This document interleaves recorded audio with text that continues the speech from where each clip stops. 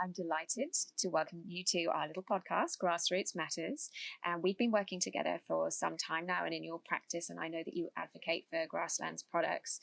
Carolyn has been a GP for over 3 decades with 4 children. Yeah. And Carolyn has a really huge point of difference in that she is looking to empower her patients to take control of their own health. So we're going to ask her a few probing questions to find out what that actually entails, because we're all about harnessing health, restoring health, reclaiming health, and being our vital selves by educating ourselves and just understanding more about how the body works and how simplistic that can actually be. Thank you, Carolyn. Thank you, Sally. What a delightful thing to be doing on a beautiful day. Certainly, with these fabulous flowers behind us and this gorgeous backdrop, a mere few meters. How many meters from the sea are we? Probably 200 meters. Yeah. That is just perfect. Yeah, Green Bay. I can hear it. Yeah, me too. And it just helps me sleep really deeply at night. Very good. And we need that to restore and regenerate. Can I ask you a little bit about your background, just so our community and our audience can find out a little bit more about the context of how kind of you sit within this kind of restorative health space? Yeah, well, it's a lovely little segue, and the fact that we've been talking about the flowers here just is a really good reminder of really, I see myself first as a mother of 4 amazing sons, and each and every one of them has taught me a lot. But our youngest, Liam, has refractory epilepsy, meaning that there haven't been any medications that have been able to bring his epilepsy under control. And it was actually being a consumer of the medical system that has informed me and helped me be a better doctor, I think, and enabled me to see how much better life becomes for everybody involved, including the doctor, if you can empower people and work with people and partner with people, rather than just being the conveyor of all the wisdom and handing down the knowledge as well as a script. Yes, I like to work with people and listen. And so, I suppose Liam has been my teacher, and watching doctors interact with Liam or not, and then work with me to help him live his best life. Because at the end of the day, that's what I wanted. I wanted quality life for him. The seizures, would be great to get control of the seizures, but we haven't been able to do that in 22 years. So if there was a medication that was being prescribed that would actually make his quality of life worse, so that whole informed consent space was actually really important to me as a mother. I wanted to provide a good life for him.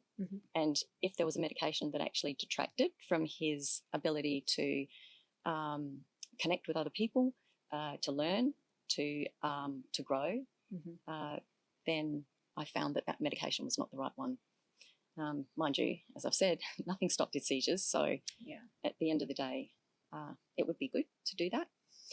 But anyway, working alongside of that, I was wanting to learn about how the brain works, because neurologists never actually got into that with me. That was the question that I wanted answered from them.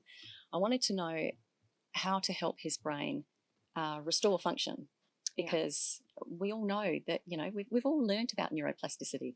We've all heard about situations where people come out of a coma after so many years, or people have had a stroke and they're able to rehabilitate. And so I wanted to know, what was it that made one person be able to move forward and regain function, and what was it that was stopping other people? And so I suppose that was what was kind of driving me to learn the matter in between, the space in between the knowledge that we already knew. Yeah.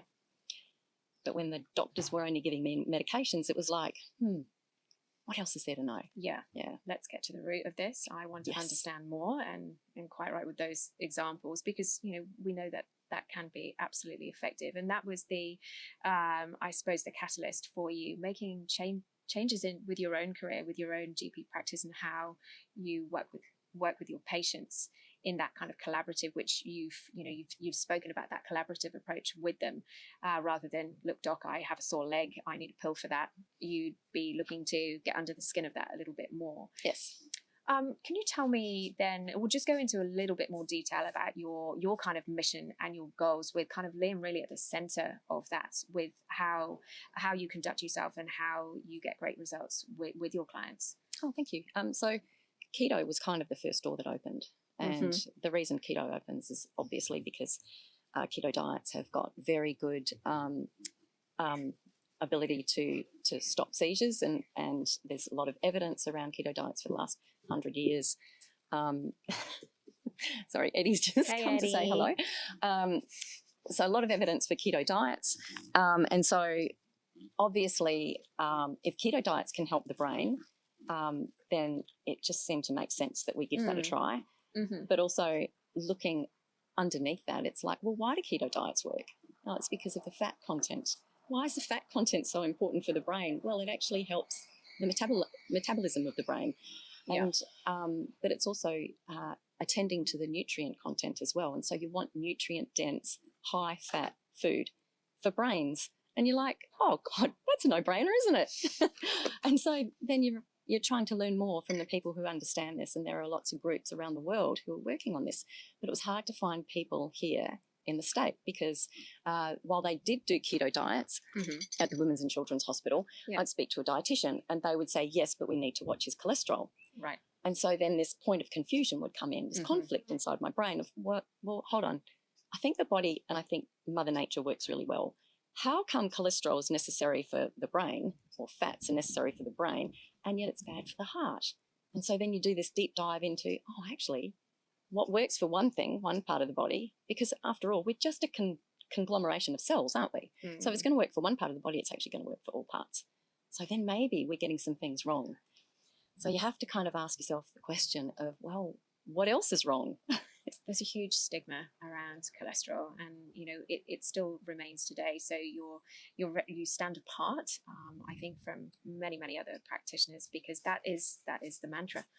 Yeah, and it becomes very difficult. But the way I look at it now, it's the whole. Douglas Wallace talks about it, and he's the mitochondrial researcher. He's a geneticist. He speaks beautifully about mitochondria, and once you go down that whole pathway of learning more about mitochondria, it's like, well, if mitochondria are what decide whether you're alive or dead, then they're actually making decisions about which cells need repair and which cells actually need to be broken down and then built again, because after all, our body is constantly turning over. Yeah. And so if our body's constantly turning over, then every part of our body has the possibility and the ability to heal. And so then how do we enable that to happen? And so, again, if I'm thinking about Douglas Wallace, and he talks about bioenergetic paradigm, and I love that because it's all about ATP production. Where does the ATP get produced? Because the ATP is actually our energy inside our body. It gets produced inside our mitochondria.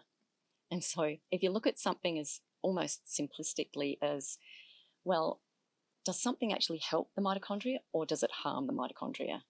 And then if Great way of thinking. Yeah. Because if it actually harms the mitochondria, then surely it's actually going to harm the body. And so medications, that things like for Liam, he was taking risperidone, and we were talking before about the very last time I saw his neurologist that I had a lot of trust for and a lot of respect for in Victoria, and she said, put him back on high doses of risperidone if you want to get his behaviour under control. But I know that risperidone, it steals his quality of life because it gives him insulin resistance, and I know that it's a poison to the mitochondria, and I've actually witnessed it steal his spark, and I kind of feel like I don't have that right as a parent to steal his spark. And so my role is to just try and navigate that difficult, challenging path of risk versus benefit. If he can't make an informed consent about something, then I need to make it for him. And the bottom line for me is I won't steal his spark. I won't steal his quality of life. So, but also, hey, it harms mitochondria. And when your patients, looking more kind of broadly, I suppose, when your patients come in to see you, what kind of themes are you seeing? I think we kind of know, but yes, if you if you just kind of define that a little bit more, what kind of conditions people are coming in with, and what kind of help that they're looking for, really. So I suppose across the board now, things like type 2 diabetes, where, you know, a lot of people now are starting to understand that type 2 diabetes is a chronic disease that actually can be reversed if somebody's given the right information, if somebody's empowered to make the changes in their life, to pull out some carbs, put in more protein and fat, get some more exercise, get some more sunlight, be supported to make positive changes in the right direction, because I think that sort of support is really incredibly important, because there are so many mixed messages, confusing messages around what health is. And I say to people, well, if it's actually all about energy, we're going to know that we're heading in the right direction together, because you are going to feel more energized as we move along this path. And I think I think the positive messaging is just really helpful. But then you've got people that have been told they've got some degree of, say, heart disease or something, and they're wanting help with that. And again, with POTS being seen as, you know, rising incidence of POTS in our community, and everybody kind of understands now, if you give people electrolytes for POTS, which is really just sodium chloride, then again, maybe if the lack of sodium chloride was causing the POTS and the mitochondria inside the heart and not working as efficiently, simply just reintroducing some electrolytes could be really useful. And then you introduce them to nutrient density, because the body needs to repair. It's just really turning it on its head, isn't it? And almost giving them permission to just find out a little bit more about themselves. And I find that the kind of mitochondrial piece is actually really quite fun and exciting, and just thinking about those little engines. I think it makes you just think about how you conduct your day-to-day just differently. Yes. And Medicare makes it very difficult. So those whole, in fact, Ben Bickman talks about it. He says researchers are incentivized to do studies. They ask the big questions, then they do the research, and then they'll come out with an answer. He says doctors are incentivized to see patients, and unfortunately they're being driven to see patients quickly. And so that doesn't actually incentivize doctors to ask the big questions and then get people back for review, to listen, because people's stories are incredibly important. You need to know how to meet them halfway to enable that sharing to occur, that then gives you trust in that whole learning space. And I think also once you get a team of people working together, like, you know, your exercise people, as well as your people who are providing help in nutrient density, and then pulling people together for conferences and in the learning space. The learning spaces of what we don't know, or we actually do know. The research is there, like, for example, infrared. The research is there, but why have we lost it? You know, we used to actually use ray lamps in hospitals. When I actually finished medicine, they were being used on the obstetrics and gynecology wards. And, you know, we're not using them anymore. And yet infrared is a powerful healing tool. Yeah, apart from Jack Cruz. So, yes. So he's the prophet in that space. Now, just coming back to how you work with your patients, that is, you work with them on a different basis. You have long consults to ask those big questions, don't you? Yes. Yeah. Can you tell me a little bit more about that, and what kind of results that you've seen with your approach? People appreciate the long consults because it gives them an opportunity to actually just unpack everything. There are layers upon layers. There's layer upon layer of people trying different things, problem solving themselves, utilizing the brain that got them into the problem to try and solve the problem. And I suppose by having the longer consults, it gives me an opportunity to listen and to hear those stories, and to maybe find areas where they have found solutions and steps forward, and then build on those, and then also introduce other things like dropping the carnivore seed. I like to drop the carnivore seed early now, because what I find is that the carnivore diet is an opportunity to heal. It's the least inflammatory diet that you can have. And so by just starting to introduce it in a very non-threatening manner, not in a I know what you need, this is what you must do sort of manner. It's like, well, you know, it's taken me 10 years to consider carnivore, and I wished I'd done it earlier, because carnivore is an opportunity to learn. It's an opportunity to learn because it's the ultimate in an elimination diet. Yeah. It gets to the point where your body just has exactly what it needs, and then you can start adding other things back in if that's what you choose to do. Mm-hmm. And so it actually empowers people to find out what it is that might have caused their irritable bowel, or their reflux, or their depression, or their anxiety, or their lack of joy. As simple as that. All of the above, pretty much, hey? Yeah. Yeah. And then just talking about how we kind of work together, obviously, like, I look after the kind of the promotion and the marketing of Grassland Nutrition, and Grassland Nutrition products have been around since 2017. And I think with your kind of low carb, your carnivore kind of background, and your kind of 10-year journey, that where you've shared your experiences with your patients, and they've really benefited from that on an individualized level. You're also looking at the kind of nutrient density as well, which you mentioned, and our products really help kind of fill that gap with deficiency. And it's not to outwardly promote the products, but just talking about how modern diets really don't have enough B12. We all need B12. It's essential, as well as iodine for your strength, for your immunity as well. Could you talk to that from your side of things, and what you're experiencing yourself when you perhaps take the products, and how maybe you came to find us in the first place? Yeah, I love Grassland Nutrition products. I love them because it's so simple. Yeah. It's such a simple thing to do, and it actually gives people fairly quick success, because I think if they're following a sort of a traditional dietary guidelines recommended, what they would have said, healthy diet. So many people come in and say, oh, we eat healthy. Yes. And you're like, well, what does that actually mean to you? And it's fascinating to unpick the layers of that.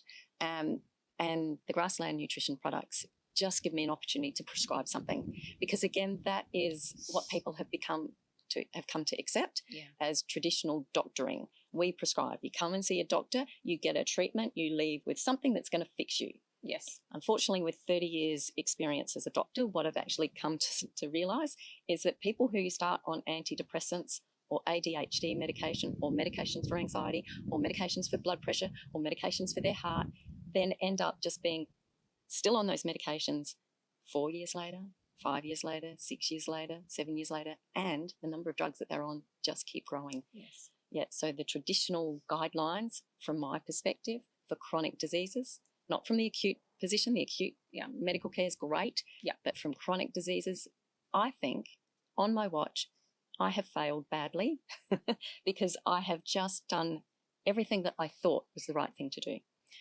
But it's what you had in your toolkit at the time, and you have learned, but with that background, with that foundation, that has helped you to help others, but really help others by turning it around and watching. And look, I was really lucky. I started off with Nicole Moore, who's a beautiful dietitian, who started showing me. So she was working with Peter Bruckner, who's the Defeat Diabetes doctor, and Paul Mason, and they are reversing the type 2 diabetes. And she showed me. So as a 40-year-old doctor, I couldn't be told anything, but she showed me. She actually showed me. I would send her my patients, and she would change their hemoglobin A1C. Over a matter of maybe 3 months, she would drop it right down from maybe 10 to 6. And she's like, see what I've done? Yeah. Or fatty liver, She would just turn it around in just a very short matter of time. And so then you can't unsee that. Yeah. And the same with Rochelle Martin, with her work, great keto nutritionist, just watching what they do in action and just the results that people get.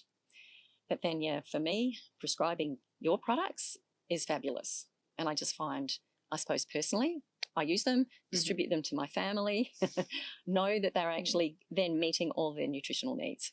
Yeah, because fantastic. Every day as a general practitioner, I would see probably 3 patients that have iron deficiency. And if they've got iron deficiency, there's a really good chance they've got other deficiency. It's just that we don't test for them routinely. Yes. Yeah. Okay. And I say to them now, if you're low in iron, it's not just iron that we need to replace. It's everything in red meat, and actually everything in the whole animal, because probably only 40, 50 years ago, we actually stopped eating the whole animal. Yeah. I remember my parents eating lamb's fry. But of course I wouldn't, because, I was a carboholic. Yeah. Yeah, of course.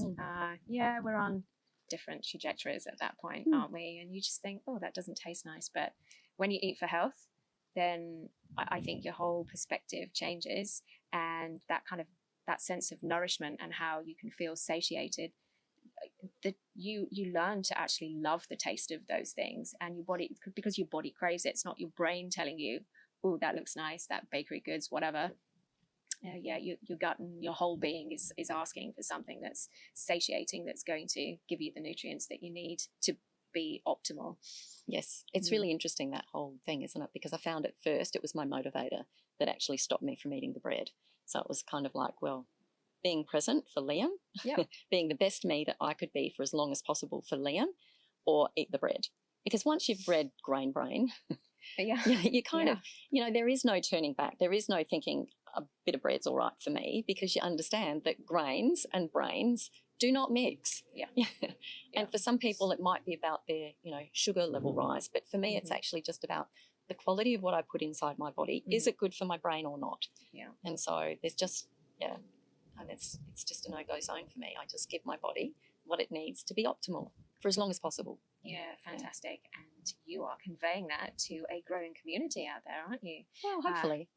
So I recently went to one of Carolyn's talks here in Adelaide, improving one neuron at a time under the banner of mental health, and it was really fabulous. You got a lot of kind of Q&A at the end, and people are just kind of wanting answers. I think they're unhappy with what is currently on offer, and they want to help themselves. And that was such a great platform to start kind of building that community, building connections as well. So hats off to you for making that happen.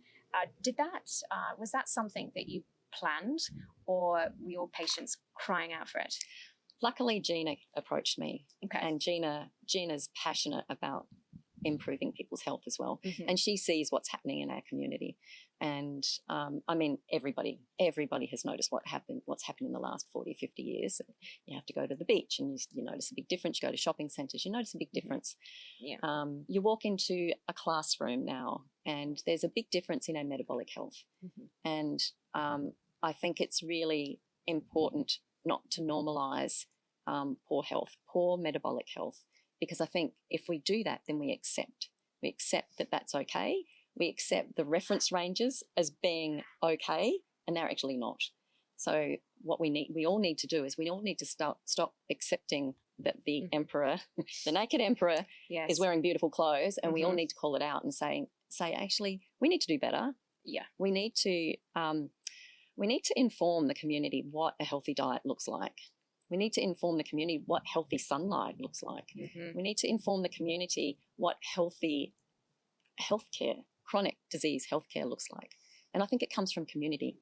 I actually think that we need to do grassroots growing of communities, of people who are actually really waking up to it and growing it from the grassroots, because people are confused. And then those confused people are actually looking for answers, and they're finding amazing answers out there. And then I think sort of just grow that as much as possible. I think that we could make Adelaide so much healthier.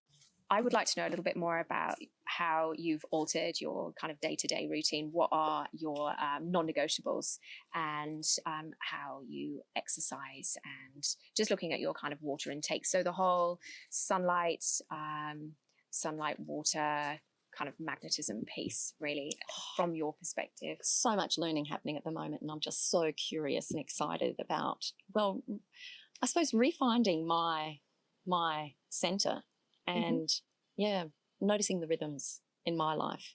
My life now as a grandma, having moved through that whole process of having my kids, raising my kids, feeding them terribly, Weet-Bix, and exactly. I thought I was doing a great job. I was eating healthy, and they were too. But now just changing everything according to sort of my rhythm, post-menopause, post-brain fog, coming out of all of that. By attending to circadian rhythms, just making sure I get morning sunlight every day, that this is my morning sunlight place, and then watching sunsets all the time. I just find 10 to 15 minutes every day, it makes a difference for everything. And then my exercise, I've always been a really big exerciser, but I'm learning so much more from Olaf Sorensen. I'm really enjoying his knowledge in the area based on Doug McGuff and resistance training to fatigue, short bursts, strengthening, because I didn't want to become a frail old lady. Moving into your older years is kind of interesting. It's really interesting the way you fit into society or don't fit. Yeah. And you know, women talk about becoming invisible. You walk into a shop and people get served around you and you're kind of like, hello. Yep. It's an interesting thing that happens. And I want to maintain my strength. And so that comes from building muscles and it comes from building my voice. I have to have a strong voice to look after my son. Yes. I have to be able to speak for the people who can't speak. And I think chronic disease is like this tsunami that is crushing people. I myself felt the effects of insulin resistance with menopause hitting at the same time, and I got dumped. And I had days where I could not get out of bed. I'd have my dog come in and just say, it's time to get up. And I'm like, I can't move. Nothing was working. And so kind of coming through that feeling, knowing that you can regain energy if you connect the dots for yourself. Yes. And make that work.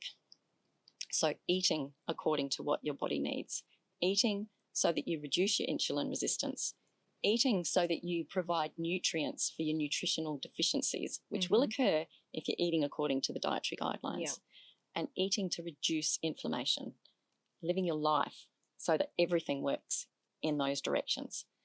So I felt like I had to do it for myself first, and then I had to be able to do it alongside, partnering with other people as they're more like a health coach. Because I think the whole doctoring, you know, telling people, they come to you, I've got X, you give them a script or send them to this specialist. It simply kicks the can down the road if you're talking about chronic disease. So they end up with a psychiatrist, then they end up with their cardiologist, and then they end up with their gastroenterologist, then they end up with their endocrinologist, and you ask them, did you actually know you were going to end up here? And they're like, I don't want to be seeing all these people. I'm spending my whole life with these appointments. Yeah.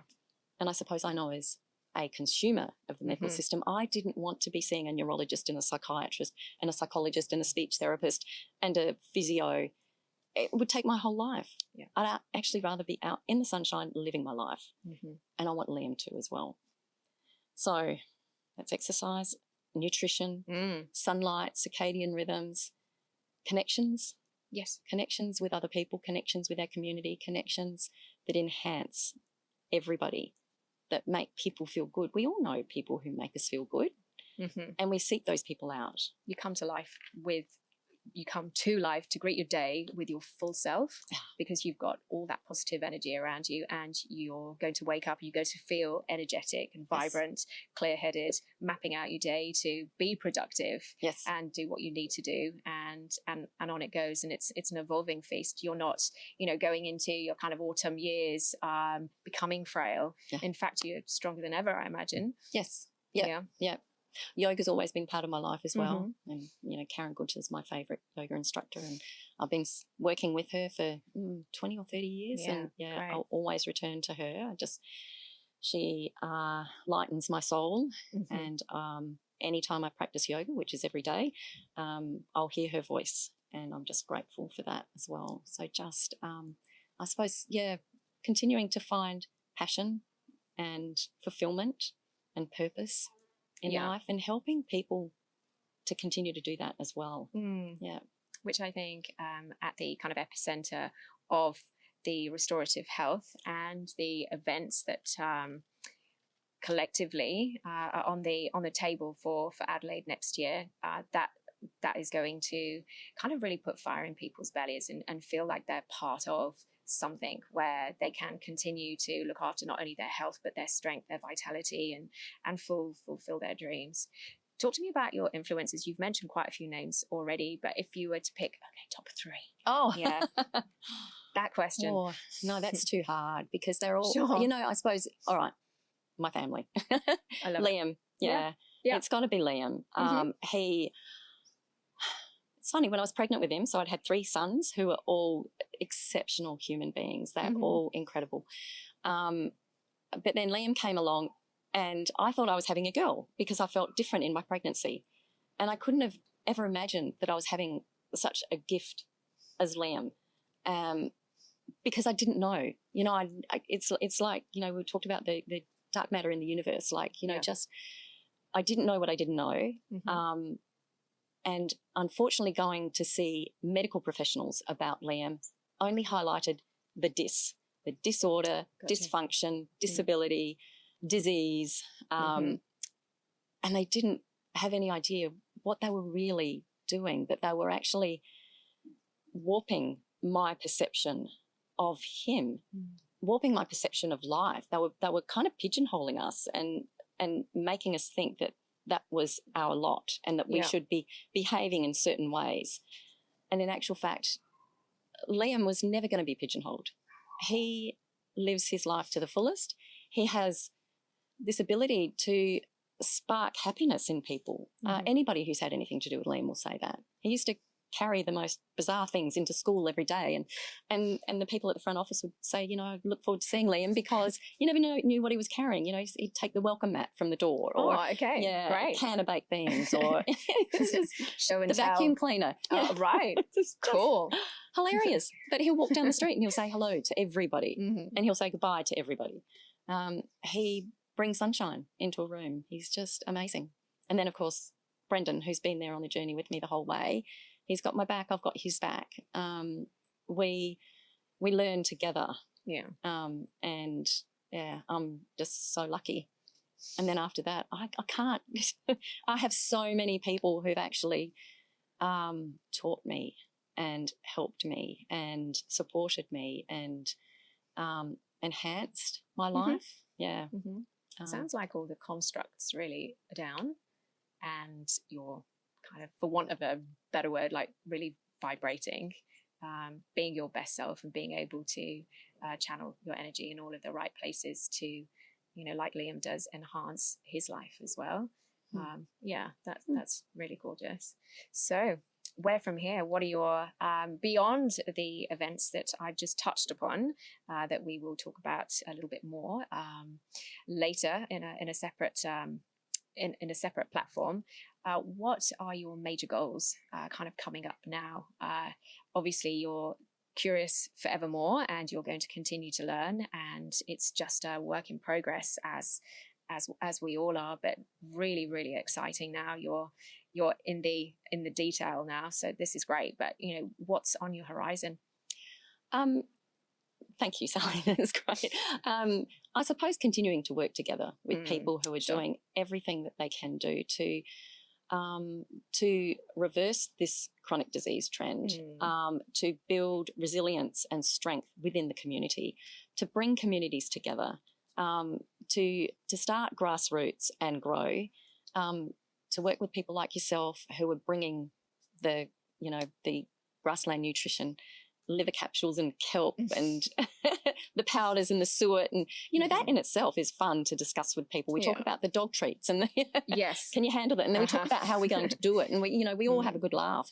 But at the end of the day, we're actually nourishing our bodies. Yes. And working with Olaf and continuing to build strength individually, helping people's bodies heal with strength is amazing to watch.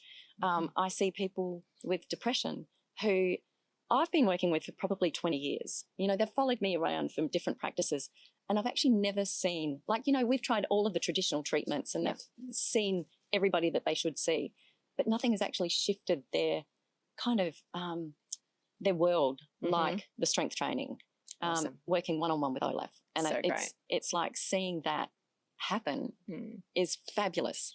And just seeing the difference, that the nutritionists, the nutritional scientists can do working with people. I love to watch that. Watching Melissa B bring people together, it's like, wow, where did she come from? That's awesome. I know, what a curveball, and she's amazing. And just because I think, again, getting back to the carnivore diet, it's like Georgia Ede, mentions it, and so many people in the metabolic space talk about it. It's such a gift for somebody to be able to see actually they can get rid of their irritable bowel, or, you know, anecdotal stories about people changing their lives, somebody getting rid of their anxiety, somebody getting rid of their depression. And sure, we need more and more studies being done, but if one person can do it, then others can do it. Yep. And I did it myself. 3 weeks. Oh. I'd had terrible IBS for about 5 years, debilitating, couldn't be in a room with other people. Yeah. And through Olaf, I did the elimination diet, and it was meat, salt and water, 3 weeks, different person. Incredible. Everything just felt connected. Yes. Yeah. So, another point of truth there. Yeah. Yeah. And me too. And in fact, I say to people, I'm just dropping this seed because you can see the look of kind of almost horror on their faces. Yeah. What? You eat nothing but meat? And it's like, well, yeah, but I do it for a reason. I do it intentionally to heal. Yes. And I ask them, when was the last time you felt wonder? Because that was the point of difference that I found. It got rid of my irritable bowel completely. It got rid of that feeling of achiness throughout my body. I was gradually strengthening as I was going anyway. Yeah. But then I've just found one day I just felt that sense of wonder and like looking around, looking at the world going, oh my God, it's even more colourful than I remembered. What a loaded question for quite a lot of people. I think it's brilliant. You're going to invoke something from deep within, but it's going to really make them question where they're at. Yes. And the answer will generally gravitate to, I need to do this. Yeah. And what have they got to lose? They've been eating vegetables and plant matter their whole life. They've been invested in it. But you have to kind of ask yourself the question, like I did myself. Like I used to be a vegetarian. I was vegan for many years. Likewise. Yeah. What did it give me? I had this sense of smugness. Sure. You know, I can speak for myself. I thought I was doing the right thing for the planet. And yet, as it turns out, the planet needs animals too, and they're not actually doing as much damage as a lot of other people would maybe want you to believe. Yeah. And really, I don't need to eat as much when I'm eating exactly what I need, and I find that really fascinating too. Yeah, and a great point. Yeah. And during summer, none of us eat as much anyway, do we? Which is again, it's like, oh my God, we're getting energy directly from the sun. And you see that moment when people kind of have that, oh, what's she talking about? Energy and sunlight, and isn't that bad for us? And you go, well, do you remember learning about photosynthesis? Yes. That magic. Yeah. Where sunlight, photons from the sun meets carbon dioxide, bam, carbohydrate is created. Everyone studies that early on in their schooling and understands that. I mean, we see how, you know, the flowers bloom and that they need the water, they need the sunlight, and we're really no different. Exactly. We evolved. We evolved alongside the plants, didn't we? Yeah. It's fascinating. Yeah, we've got a lot to learn from the flowers. Yes. Is there anything else that you'd like to convey, to add, in addition to what we've spoken about? No, I just think moving forward, it is going to be exciting, and I personally want to do more talks because I think that there's a lot of interest. I think people are asking questions. People are having those same points of confusion that I had of cholesterol. You know, what is the cholesterol story? What's cholesterol for? You know, and why did we ever believe that it was damaging? And it's never actually been proven to damage us in any way, shape or form. Yeah. So we need to start that discussion again. What is cholesterol? What about salt? You know, how about the importance of salt? Yeah. How does it fit in my world? Am I getting enough salt? What happens if I get more? What about magnesium? What about iodine? Yes. And kelp? Yes. And do I need more fat? And what happens when I eat more fat? Do I feel better? How interesting. So, yeah, moving forward together as a community, talking together as a community, growing together as a community, and restoring our health as a community. Wouldn't that be great? We will make it happen. Well, we will certainly get our message out. Yes. Thank you, Carolyn. That was fantastic. Thank you, Sally.